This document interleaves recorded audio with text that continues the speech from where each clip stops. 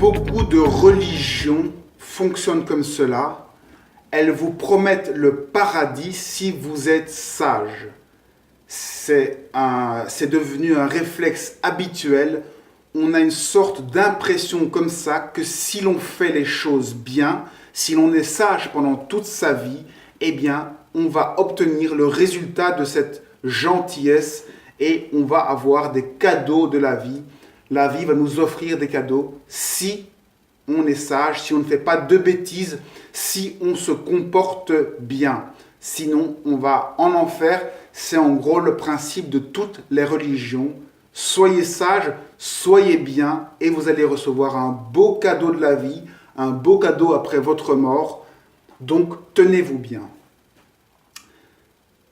C'est vraiment quelque chose d'ancré en nous. On a vraiment l'envie d'être sage et cela pour recevoir un cadeau de la vie.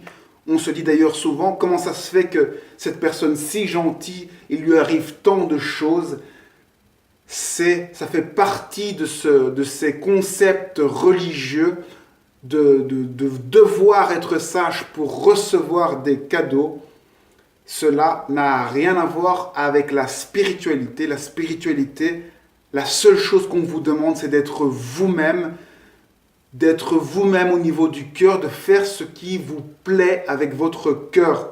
Ça peut parfois être des choses troublantes, dérangeantes pour les autres, qui ne sont pas gentilles pour les autres. Être vous-même, c'est faire bouger la vie, c'est être dans la vie, c'est pas être gentil. Être gentil, c'est un masque pour correspondre à une image que la société veut des gens gentils. Cela amène le plus souvent à de la souffrance, malheureusement, parce que les gens gentils le font pour avoir des cadeaux, pour avoir un paradis. Et après, lorsqu'ils n'ont pas leur paradis ou leur cadeau, ils ont l'impression d'être victimes de quelque chose, de quelqu'un. Ils ont l'impression de ne pas faire assez bien et donc ils sombrent en dépression. Or, ce n'est pas du tout ça que nous demande la vie. La vie nous demande d'expérimenter, d'essayer, de vivre, de bouger et d'être nous-mêmes et de découvrir qui on est nous-mêmes, de s'aimer nous-mêmes, d'accepter nos fragilités, d'accepter notre grandeur, de se découvrir chaque jour un peu plus avec tout ce qui se passe dans notre vie. C'est définitivement autre chose qu'être gentil. Une personne trop gentille est toujours une personne qui n'a pas bien compris le sens profond de la vie. Maintenant, je dis ça, ce n'est pas un jugement. Peut-être que le sens de sa vie, c'est d'être gentil comme ça avec tout le monde. Mais ce qu'il faut, c'est que chacun aille voir en lui quel est le sens de sa vie, quel est ce qu'il a envie de faire, d'exprimer dans la vie.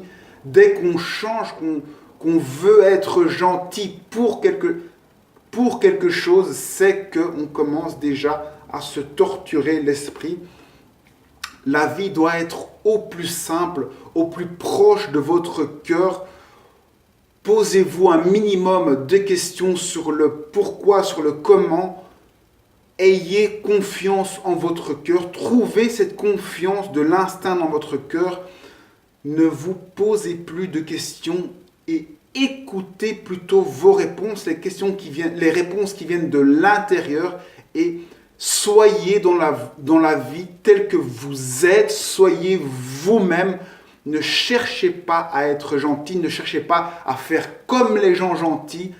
Soyez vous-même, représentez votre individualité pour le monde, exprimez qui vous êtes. C'est ça le plus beau cadeau, c'est que finalement c'est vous qui avez la force, le pouvoir de créer votre cadeau. Le cadeau, c'est la vie. Vous pouvez dans votre vie faire ce que vous voulez, être qui vous êtes. C'est ça le cadeau de la vie. Vous n'avez pas à attendre un cadeau. Ceux qui attendent un cadeau, eh bien, ils attendront toujours parce qu'ils sont le cadeau. Le cadeau, c'est qu'ils peuvent vivre et manifester qui ils sont et mettre en place, en pratique, en matériel, ce ce qu'ils veulent voir, ils peuvent matérialiser ce qu'ils veulent. Matérialiser ce que vous voulez voir, créer ce que vous voulez créer, imaginez ce que vous voulez faire et faites ce que vous voulez dans votre vie. C'est ça votre cadeau.